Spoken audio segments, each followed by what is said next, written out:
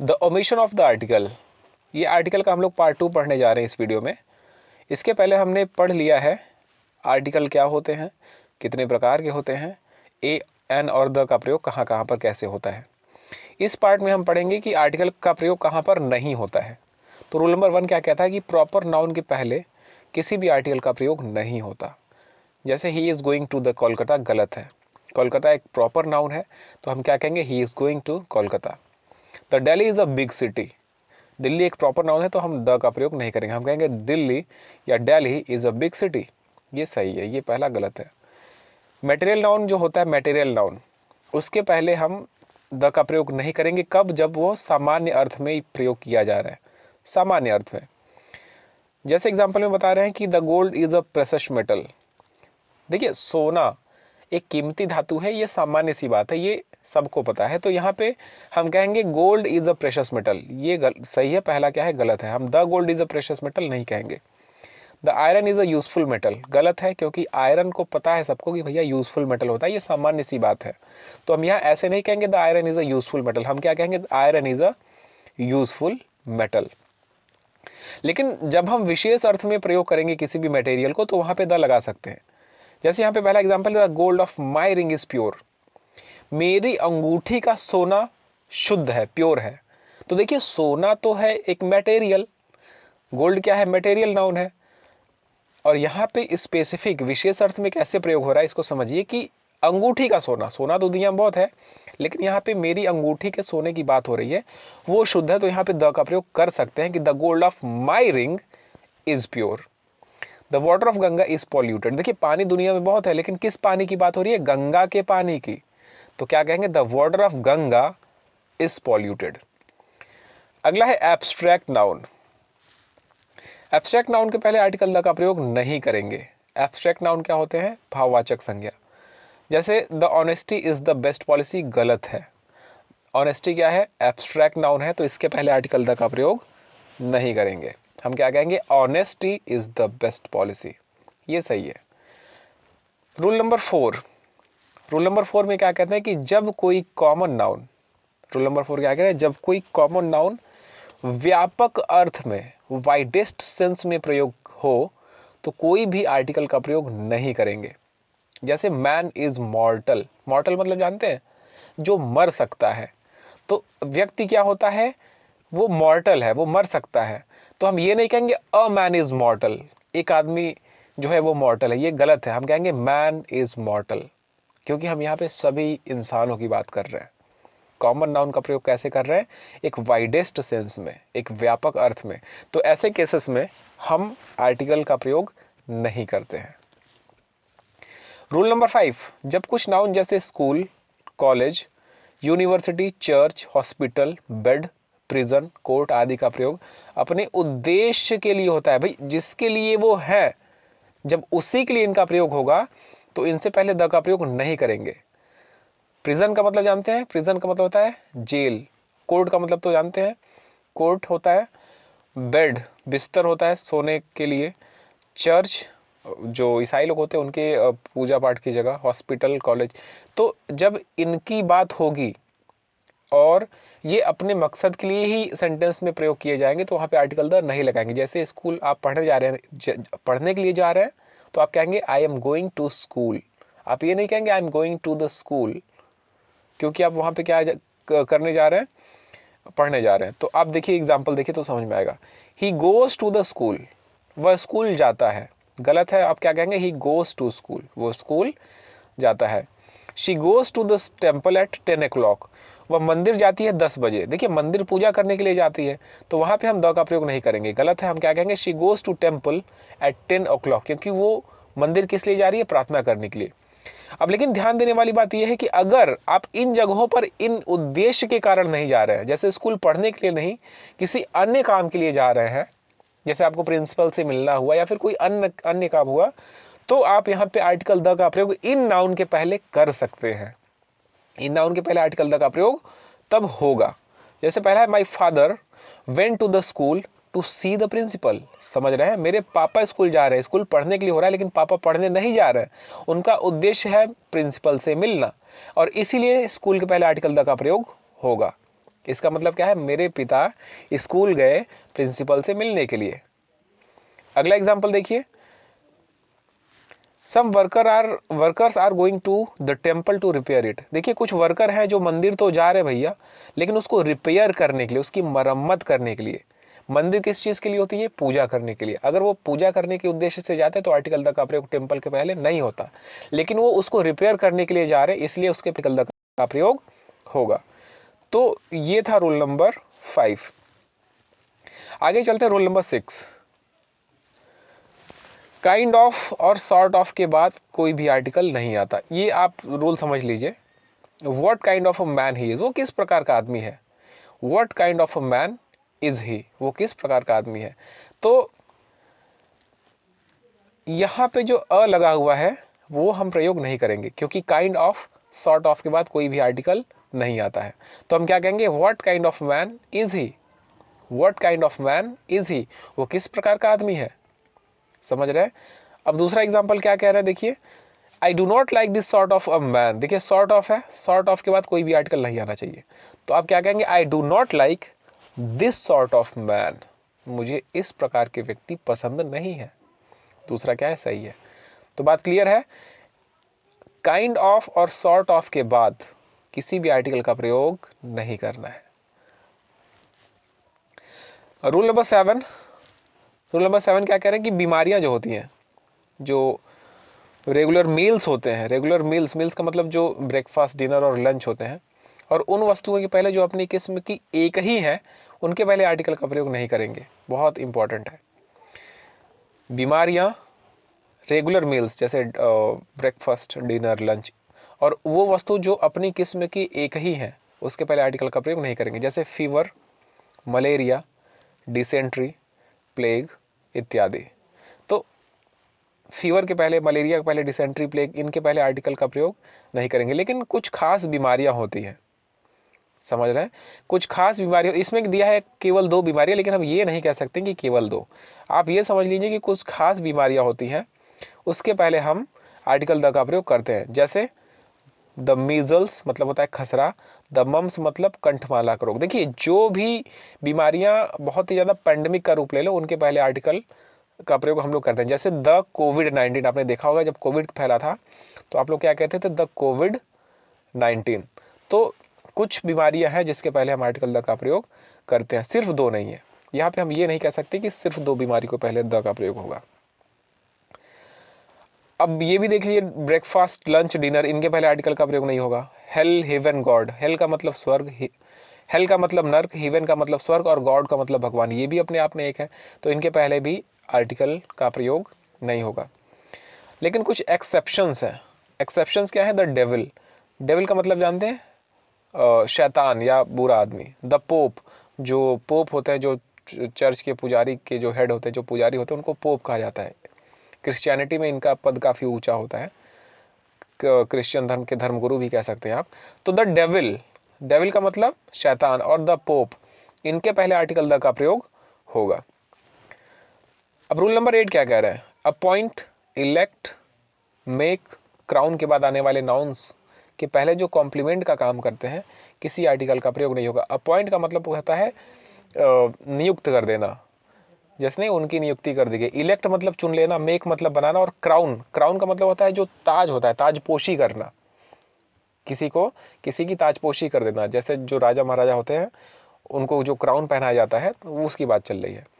तो appoint, elect, make, crown के बाद जो आने वाले नाउन है, उनके पहले जो कॉम्प्लीमेंट का काम करते हैं, किसी भी आर्टिकल का प्रयोग नहीं होता है। ठीक है। They made him emperor, they made him emperor. देखिए यहां पे कह रहे हैं कि उन्होंने उन्हें क्या, उसे क्या बना दिया, एम्परर बना दिया। एम्परर जो शासन करता है, शासक। ही वॉज क्राउंड किंग, उसको राजा बना दिया गया। आप इसको ऐसे नहीं कहेंगे he was crowned the king, गलत है। They made him the emperor, गलत है। आप इसको बिना आर्टिकल का ही लिखेंगे, they made him emperor. He was crowned king. He was appointed principal, आप ये नहीं कहेंगे he was appointed the principal, he was appointed a principal, नहीं, आप क्या कहेंगे, he was appointed principal. Clear है। रूल नंबर 9, खेलों के नाम के पहले किसी आर्टिकल का प्रयोग नहीं करते हैं। जैसे आई प्ले हॉकी, आप ये नहीं कहेंगे आई प्ले द हॉकी, नहीं, I play hockey. He does not play football, he does not play football. तो खेलों के नाम के पहले हम किसी भी आर्टिकल का प्रयोग नहीं करेंगे। रूल नंबर 10, नेचर का अर्थ यदि प्रकृति हो, नेचर का मतलब नहीं, देखिए नेचर के दो मीनिंग होते हैं। नहीं कहते कि यार इस आदमी का नेचर ही खराब है, तो वहां पे नेचर का मतलब होता है स्वभाव की, इस आदमी का भाई स्वभाव ही गंदा है, समझ रहे हैं। लेकिन नेचर का मतलब प्रकृति भी होता है। तो उसी से संबंधित एक रूल है कि नेचर का अर्थ यदि प्रकृति हो, स्वभाव नहीं हो, तो यह बिना आर्टिकल के प्रयोग होगा। Very important. तो नेचर का अर्थ क्या हो, प्रकृति हो जब, तो ये बिना आर्टिकल के प्रयोग होगा। Pant was a poet of nature, जो पंत हैं वो किसके कवि हैं, नेचर के कवि। तो नेचर यहाँ का मतलब क्या होगा, प्रकृति। जहाँ प्रकृति के रूप में नेचर शब्द का प्रयोग होता है वहाँ एन कैपिटल में लिखना चाहिए, ये भी रूल है, ठीक है। जहाँ प्रकृति के रूप में नेचर का प्रयोग हो वहाँ पे कैपिटल, जो एन होगा वो कैपिटल में रहेगा। रूल नंबर 11 देखते हैं, दिन, महीने तथा मौसम के नामों के पहले किसी आर्टिकल का प्रयोग नहीं होता है। क्या क्या बताया भैया, दिन, महीने, मौसम के नामों के पहले आर्टिकल का प्रयोग नहीं करना है। द संडे, द मंडे नहीं करना है, अ संडे मंडे नहीं। Sunday is a holiday, June is the hottest month, the June नहीं करना है, द मई नहीं करना है। तो क्या कहेंगे, June is the hottest month. If winter comes can springs be far behind, अगर ठंडी आती है तो क्या जो स्प्रिंग है वो पीछे रह जाएगा। तो ये सारी बातें कह रहे हैं इसमें। तो हम विंटर के पहले हम क्या नहीं लगाएंगे, इफ द विंटर कम्स ऐसे नहीं कहेंगे, कैन द स्प्रिंग इस तरीके से नहीं कहेंगे। तो दिन, महीने तथा मौसम के नामों के पहले किसी आर्टिकल का प्रयोग नहीं होगा। Rule number 12, vocative case. Vocative case noun में हम लोग पढ़ेंगे, केस होता है गो देयर बॉय, यहाँ बॉय का है वोकेटिव केस में है। सिट डाउन बॉयज, यहाँ बॉयज का है वोकेटिव केस में है। तो इस तरीके के वोकेटिव केस के नाउन्स के पहले आर्टिकल का प्रयोग आप नहीं करेंगे, ठीक है। Go there boy, sit down boys, तो ये क्या है, वोकेटिव केस है। और इस तरीके के नाउन्स के पहले आप आर्टिकल का प्रयोग नहीं करेंगे, आर्टिकल का प्रयोग नहीं होता है। रूल नंबर 13, अब यहाँ पे कुछ चीज़ें दी गई हैं, उसको पढ़ते हैं क्या है। अब ये जो फ्रेजेस है इसमें आर्टिकल का प्रयोग नहीं होता है। अब ये जो फ्रेजेस इतने सारे दिए हुए हैं ना, आप देखिए इसको प्रैक्टिस करेंगे अपने सेंटेंस में उसको बना के, तो जाके ये सारी बातें क्लियर होंगी कि कहाँ पे नहीं होगा। जैसे by train, by the train नहीं होता, on foot, on the foot नहीं होता, by air, by sea, by water, by land, by hand, by name, by mistake, by letter, by telegram. तो इनके इन फ्रेजेस में आर्टिकल का प्रयोग नहीं करेंगे। बाई द ट्रेन मत कर दीजिएगा, I went to Varanasi by the train, नहीं, I went to Varanasi by train, ऐसे कहेंगे। अब दूसरी चीज़ क्या है, यहाँ भी आर्टिकल का प्रयोग नहीं हुआ, देखिए on sale, on duty, on foot, on land, on demand. तीसरा क्या है, eight C, at home, at night, at noon, eight sunrise, at ease, eight hand, eight arms length, ये तो मुहावरा है, eight arms length. In trouble, इन डेब्ट, डेब्ट का मतलब जानते हैं, डेब्ट का मतलब होता है कर्ज, कर्जे में, इन डेब्ट का मतलब कर्जे में, इन ट्रबल का मतलब मुश्किल में। In question, in hand, in fact, in hand का मतलब हाथ में, इन फैक्ट वास्तव में, इन फ्रंट ऑफ सामने, इन फेवर ऑफ किसी के पक्ष में। To give ear, to turn tail, to send word, to lose heart, to follow suit. Follow suit का मतलब है जो हमेशा किसी का अनुसरण करता रहे। टू टेक टू टास्क, काम पे लगाना। टू सेट स्टॉल, ये क्या है, to set sail, to catch fire. तो इन सब जो फ्रेजेस हैं, जो वाक्यांश हैं, इनके साथ आर्टिकल का प्रयोग नहीं करेंगे। Last week, the last week नहीं, next month, the next month नहीं होगा, लास्ट ईयर, नेक्स्ट ईयर। तो इनके पहले भी आप आर्टिकल का प्रयोग नहीं करेंगे। तो यहाँ तक हमने देखा कि आर्टिकल का प्रयोग कहाँ कहाँ पर नहीं होगा। अब जो अगला पार्ट है वो है रिपीटिशन ऑफ आर्टिकल्स, कि कहाँ रिपीटिशन ऑफ आर्टिकल होता है तो उसका मतलब क्या होगा। ये छोटा सा पार्ट है, इसको भी हम इसी वीडियो में कवर कर लेंगे। देखिए, जब दो या दो से अधिक एडजेक्टिव्स एक ही नाउन के को क्वालिफाई करें और कनेक्टिव एंड से जुड़े हों तो आर्टिकल केवल पहले एडजेक्टिव के पहले आता है। देखिए ये ऐसे नहीं समझ में आएगा, इसको एग्जाम्पल से समझिए। The red and white flower, देखिए फ्लावर है और एंड से जुड़ा हुआ है, तो the red and white flower का मतलब फूल एक ही है। फूल क्या है, एक ही है। और यही रेड है और यही वाइट है। बात समझ रहे हैं? लेकिन अगर कह देते the red and the white, तो मतलब दो फूल हो जाते हैं। अगर दो बार आर्टिकल का प्रयोग करेंगे तो वो सामान दो हो जाता है। अगर एक बार आर्टिकल द का प्रयोग करें तो मतलब एक ही चीज़ की बात हो रही है। बात क्लियर है? अब आगे कह रहे हैं I saw a black and white cow. देखिए काऊ है तो a black and white cow, अगर कहते था a black and a white cow तो काऊ दो हो जाती। लेकिन यहाँ पे I saw a black and a white cow, a black and white cow का मतलब गाय एक ही है, उसमें दो रंग है, काला और सफ़ेद। तो इस तरीके से अगर एक ही नाउन है, ठीक है, और वो एंड से जुड़े हुए हैं, तो दो एडजेक्टिव है तो केवल एक ही के साथ हम लोग आर्टिकल का प्रयोग करेंगे। तो रूल नंबर 1।